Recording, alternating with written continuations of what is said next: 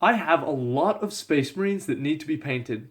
Let's start by painting this 60 model 30k Emperor's Children army in just one day. If we want to finish this, we had better get started. There is only one way to start when you paint Space Marines. Spray them with their base color. Pre-Heresy Emperor's Children are purple, so you best believe that I chose purple spray. This is the easiest way to start. After spraying, you can see that my army is looking suitably purple and we are off to a good start.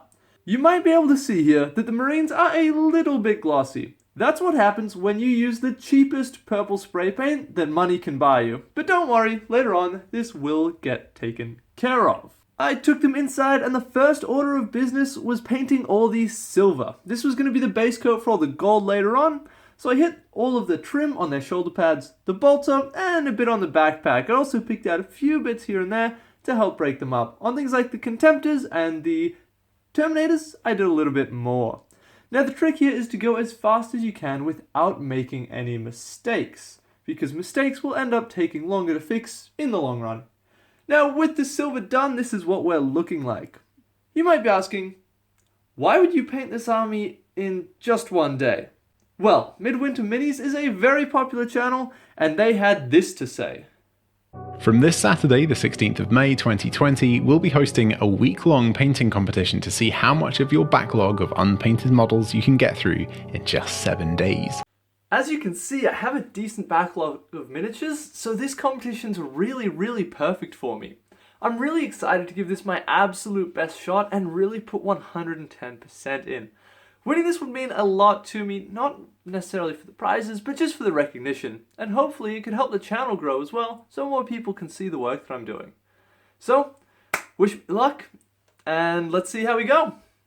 You might have noticed by now that all my Space Marines are missing a shoulder pad. I bought them secondhand, and they came like this. If you want easily customizable pieces for your minis, resin printers are amazing. I was able to print off 50 shoulder pads in 2 batches, where each batch took about 4 hours, which was totally fine with me because I was planning on being here all day. With the printer up and running and my shoulder pad dilemma solved, I moved on and did all of the gold trim. I also went through and got details on the Terminators and Contemptors to make them a bit more interesting. A great way to make Marines look great and better than just one color is to spice up their shoulder pads and their helmets just a little bit. So in theme with the Emperor's Children, I chose white as an accent color. I did their shoulder pads and their face plates. Now white isn't a great color to speed paint with because it took 2 coats before I was happy with it being a base coat that could be highlighted over. To get a perfectly smooth final coat could take 3 or 4 coats. Now this step took them from looking like a swarm of dudes that were spray painted purple to a really cohesive looking army. With the white based out, I did some black on the guns, and after that, tragedy struck. I have painted many models and armies with this brush. By the end of this week, I would predict this brush has been used on around 500 models, and it's coming close to the end of its life. When it snapped like this, a piece of my heart also snapped. But I couldn't let Old Faithful go out like this. I pinned her back together, and with a touch of super glue, she was healed. She was scarred from battle, but lives to brush another day. As I was painting, I had Goobertown Brent going on in the background. Now, he had some pretty relevant things to say here. Like a lot of things in life, mini painting has this trade-off of quantity versus quality. And in this video, I want to talk about what that trade-off actually is, both in terms of the paint jobs that you wind up with and the actual experience of sitting there painting minis. Our objective here, Brent, is to get the highest quality on the highest quantity. So, taking some of his advice, let's keep going. I had a few models without helmets on, so their heads got based out with skin tone, and I decided that all the plasma, the piping, and the power swords could be red. I chose this because, well, it looked cool. Now the next step was where the army really comes to life. I started washing with Nuln Oil.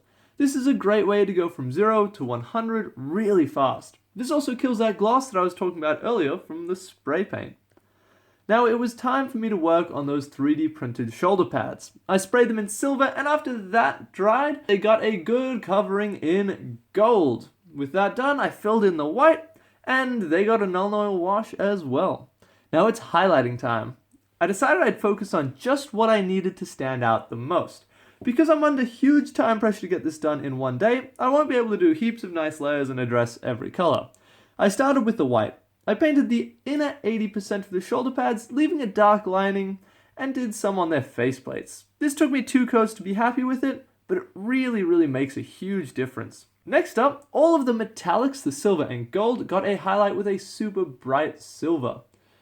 I also did the shoulder pads that were printed at this time, and you can see here the detail that even a cheap resin printer like this one can get. Next up, I'm doing all of their eyes with some red. I also did the plasma guns and power swords at this time. The bear heads got a super quick skin colored highlight, and I was calling the painting done. But seriously guys, come on. The base is almost as important as the mini itself, so we've got a long way to go. All of the models were on these nice resin bases, and then I broke them all off. I took these bases outside, and you can see it is dark by now because it is getting very late at night, and they all got sprayed black. While that's drying, I clipped off all the shoulder pads from their printer supports and glued them onto the Marines. This was the final touch, making those Marines 100% done. The bases got a dark grey and then a light grey dry brush, and I started applying tufts. Tufts are awesome. They take the base up a huge notch. I had a small pile of glue, pulled the tuft off the sheet, touched them to the glue, and then onto the base. I used over 100 tufts of 2 different colors to do all of these bases. We are so close to done now. I painted the rims black, and I glued the models down, and let's see my past self. The time is 1:15. I started at 10:30 this morning, and it's all done. I'll do a quick flyby, but look, I'm going to save these glamour shots for the morning. But I've got to say, not a bad effort for one day. I wasn't expecting to get it all done when I started this morning. But that means we've got 3 more days in this Midwinter challenge. There we go. With that, it's a fully painted Emperor's Children army in just one day. Painting Space Marines is great because you can do them to a decent standard so quickly. Here you can see the army with their Primarch Fulgrim. I have a separate video coming out soon about how I painted Fulgrim.